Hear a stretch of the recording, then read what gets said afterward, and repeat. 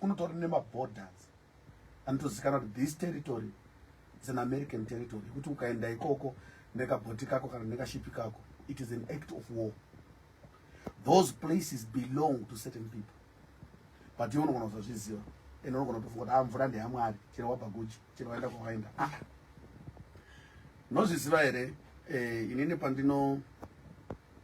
pandinopindira chechi panotori nenzvimbo inenge ine vakomana vaya zvigunduru zvekuti ukada kupaka mota ipapo unofanira kumeka sure une mari yavo, kwete ekanzu yavo iyo. Vakatora that territory vakati ndepedu zvekutoti ayoka patori pavo even pasiri pavo, right? Zvekuti if they don't authorize you vanonokutsvagira munhu anokuclaim, kandi vanokutsvagira munhu anokukweshera, kandi vanokukweshera ndiwo kwete nemota, but vanokutsvaga chekukukweshera kuti wagarirei muterritory medu, right? So mumalocations umu munotori zvakare nemagangsters. Unogona kuzozviziva because you don't belong to that world.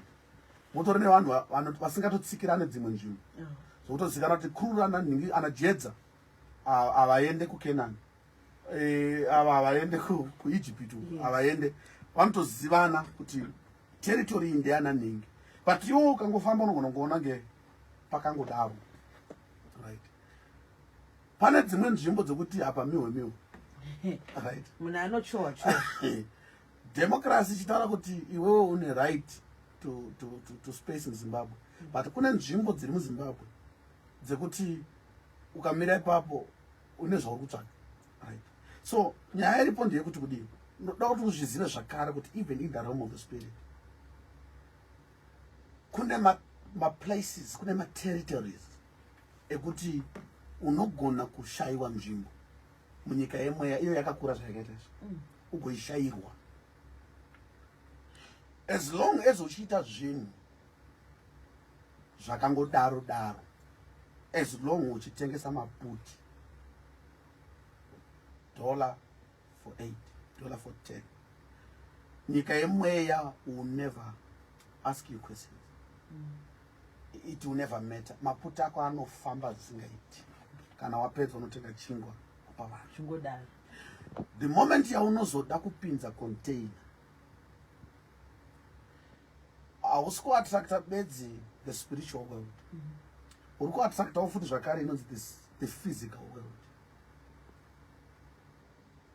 Ma-responsible authorities like vana Zemura vada kuziva kuti are you registered, une here mapepa anokutendera kuti uite zvinhu zvakuita izvo, hauna here kuita zvekupinza nerweseri, right?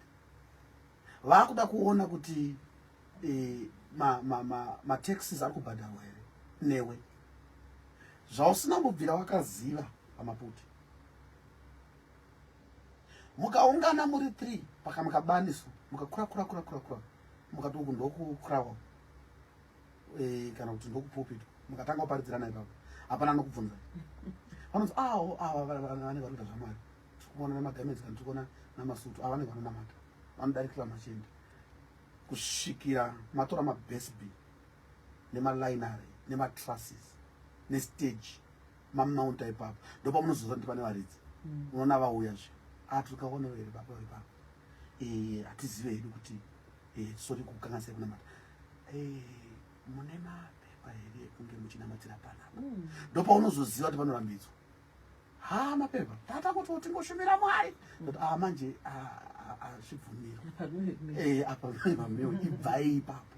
So in other words, pane zvinhu zvinobvumirwa, this is powerful, kwoita zvinhu zvinobvunzisa mamibvunzo kuti uyu ndiani.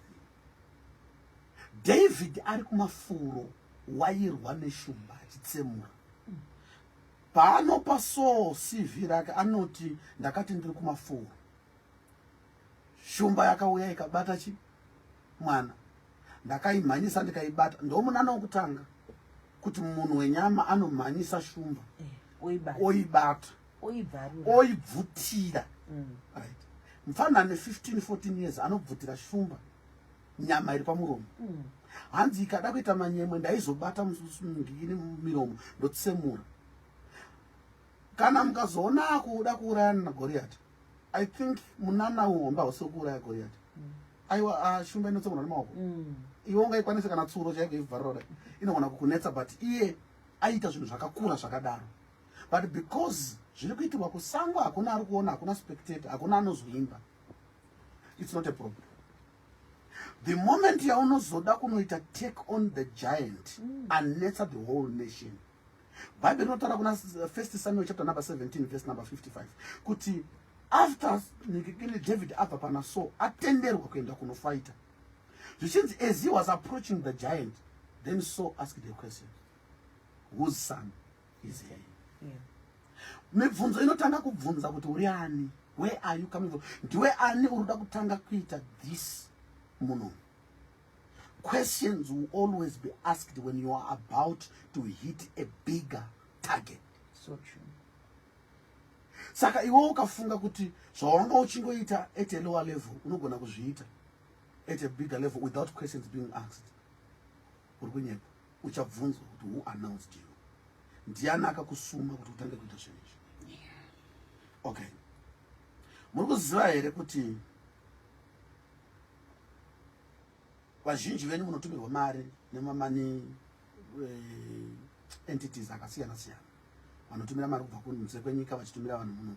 And iwo pera kumwedzi ukagona unotsvaka mari kako kerenti kawatumirwa namainini wako kubva ku-UK kana kupi. And no questions are asked. But unozviziva here kuti ukaramba wotumirwa every day 2000 unoziva kuti account yako inovhurisa. And then an investigation is already activated. Wakutosuspect for money laundering. Vada kuziva kuti sei uri kungotumirwa mari. Ndakambenga ndichida kuita conference at one point. Ndokubva ndatanga kutumirwa mari nevatende vari kunze kwenyika. Ndakaenda ruviri rutatu rwechina nanda kubvunza kuti mari iyi chii chikuitika. Ndikadayo ndiri mufundisi ndine conference. Tandatoshamisa. Kureva kuti kutotumirwa mari kunobvunzisa mibvunzo. Iwe uzvizive nda yako ishoma. Unotumirwa ma 20 chichi. Kune vasati vakwira ndege. Aungoti kana une mari yako 200,000. Rongedza svika paipai hai ndakutenda. Vanotokubvunza kuti une mari here inodarika 10,000 kana 5,000. Kune dzimwe mari dzekuti haungobvumirwa kungokwira nayo ndege usina kuideclare kuti ndine mari yakati.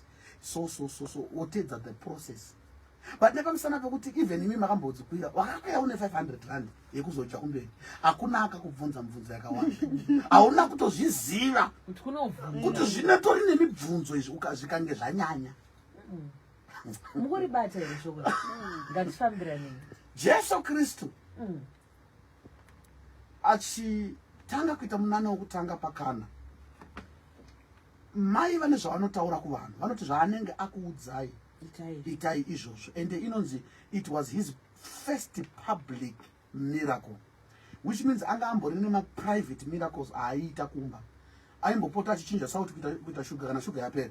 Mai vacho vanozviziva kuti mukomana ane zvaanoita zvaanoita. Ndosaka ari kuudza kuti mukangonzwa anombotaura zvimwe zvinhu zvisina basa kuti torai ivhumiso yochinja ita sauti. Saka zvaakuudza kuti itai izvozvo, even if it doesn't make sense, itai izvozvo.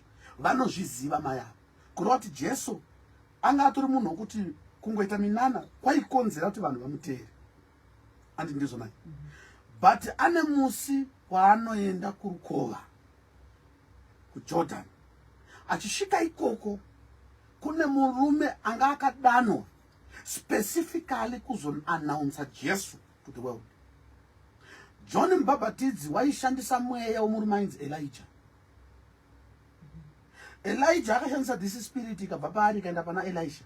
Ikabva pana Elisha ikagara pamapfupa ake kusvikira John azvarwa. Ichienda pana John. John ndokushandisa the spirit of Elijah kuoperate. Achinzi ari kugadzira nzira yaShe. Zvinoda kugadzirirwa nzira here. The fact that munhu azvarwa pasina baba and all that, it must be a miracle enough for people to believe. But still, there was a man assigned to announce Jesus to the world. Jesu achisvika asati atomboenda kuna nakana kwese vanhu manyira. Achisvika ipapo John anomutendeukira vanhu vese ndokuchiuka zvakanzi tarirai gwayana raMwari rinobvisa zvivi zvenyika yose. Right. Achipedza kudaro Jesu anopinda mumvura. John akati azviite ndikubhabhatidze. Jesu akati usikuziva zvoda kuteera mhani. ngodibhabhatidza tizadzikise kutenda. Achipedza kumubhabhatidza achibuda mvura, denga ndokubva ravhurika futi. Another announcement. Zvikanzi, this is my beloved son, in whom I am well pleased. Kureva kuti Jesu asati aminister pano panyika asati atanga basa. Zvakatora John kuannounce. Zvakatora the Holy Spirit kumuannounce. Ndopa akazobva ipapo akuenda to the next assignment. Zvimwe zvese zvaakazotera zvakatera after nyika yemweya nenyama yaziviswa kuti kune murume ari kuuya. So I want you to understand kuti kune zvimwe zvinhu zvisiri kuzofa zvakashanda mulife mako kusvikira waanaunswa in the realm of the spirit.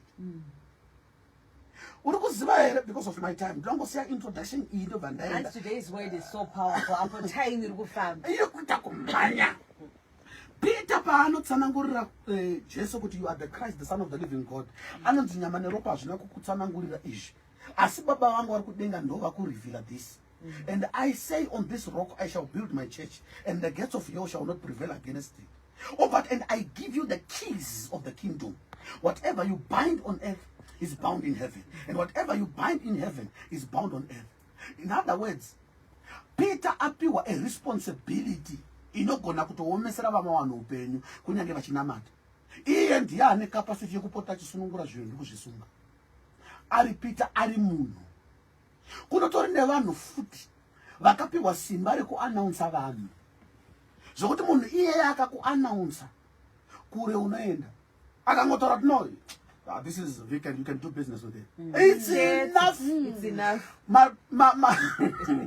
Orders aunotanga kuwana nekuti pane munhu avhura muromo wake akatendera kuti uite business. Izvozvo zvinochange everything. Koita munhu kuti angoti you want to work with Leo, you can at your own business. Zvapera. Auna chaunoita futi because munhu iye akulokera zvinhu. Kune vanhu vane capacity yekuloka nekusunungura zvinhu. Ndichiintroduce this topic ndingangokuudza kuti usadherera vanhu. Usadherera vanhu. Kune vanhu vakaitwa ma-gatekeepers naMwari. Waunoti ninoita zvaJehovha chete, Jehovha waunoita nezvake. Ane vanhu vaakamisikidza panyika yavapenyu kuti vakavhura zvimwe zvinhu zvinovhurika, vakazvivhara zvinovharika. I'll give you an example as I close. Peter yeye apiwa makiza. Kwakazoita a serious experience yeconing yapo yanga yakasiyana nevamwe wese. Akarohwa nechiedza, akazonzwi. But paakazama kuda kushumira vanhu vaitiza. Kusvika anoita sit under Peter for 3 years. Iyepo kuzonyora 13 books. Akatozonida kuendozwa nomukomana nda ane key. Akati chimteerera izvi zvinotaura Paul aMukristu. Vanhu avasisina basa nekuti Paul akambouraya baba wake, akamboita sese nekuti Peter ati Paul ngaateererwe. Paul akuteererwa. Ndokukwanisa kuminista kwaakaita. Aina Jesu kuri kuNew Testament. Apenyerwa. Aona chiedza. Jesu akati unonditambudzirei hene nezvakazodini. Ainida mukomana akapiwa svumbunuro kuti agone kushumira. Peter da akangoti zvaPaul zvinonetsa. It was enough. Hansaka muruda kuti tinamate vanhu here. Ndikuya ikoko. Peter mwechete iye ane musi waanoenda pamusoro pemba. Ona vision Mwari achimuti baya mhuka idzoudya. Ati mhuka idzodzo dzanga dzisiri mhuka dzinodyiwa, they were unclean. And then akati handisandambozviita. All of a sudden ndobva anzi pasi pane vanhu vakati atabva kumba kwaCornelius, who's a Roman officer, who's a Gentile. Vhangerenga isati yakubvumirwa kuenda ikoko, vaitonzi vanhu vane tsvina vadiwe kuchechi. Peter ndokusvika ikoko, Cornelius akati muchindiona pano ndinonamata, ndinopa, ndinoita sei, zvokutoti ndakanamata kusvika mutumwa auya. But atotaura kuti zvinhu zvangu zvese zvandaita zvasvika kudenga. But ati mimi anzi ndimi unofana kuuya. Ati nemunoudza Peter, shedzai Peter ukuJopa achakuudzai zvekuita. Peter akati ndokutanga kuparidza. Achiparidza mweya mutsvene ndokubva adzika. Ndobva vazadzwa ndokutanga kutaura nendimi. Zvokutoti Peter akazonoti kune vamwe handisi kuziva kuti chichaitika. Kubve nekumaGentiles Mwari aburuka. But achida kuburuka kumaGentiles zvainida Peter. saka vanhu vazhinji vanofunga kuti kunonzi kunamata vanhu. Hakusi kunonzi kunamata vanhu, kunonzi kurecognize maoffices. Uyo ukada ningikini, ukada passport, usaende kuState House kunotsvaka Dr. vaMnangagwa avakupi. Unonzi enda registrar. Kune vanhu vakaitwa gatekeepers, vane certain things that you need. God has given them to give you. Ndosaka Bible richiti freely you were given, freely you shall give.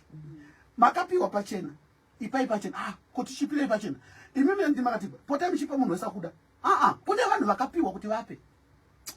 To continue from there. Next. Bishop Musa Kamisola, who announced you. That's the sermon that we have. We're also live on Facebook. Okay. Our Saturday services in Zinoitu New Fantasyland opposite Eastgate. That is corner 2nd Street and Robert Mugabe. Upstairs Cinema 4. Saturdays we meet there 12 to 2, and then Sundays we meet there 9 to 12:30, and then Thursday services to the 3% plus Ipapo from 5 to 7 p.m. Facebook page Arakanze Dr. BMC, Dr. BMC, and church shaper phone to those who want to receive online sermons. We are on 773-115-025, 773-115-025. You just say add, and then you'll be added to the group. God bless you. Next week.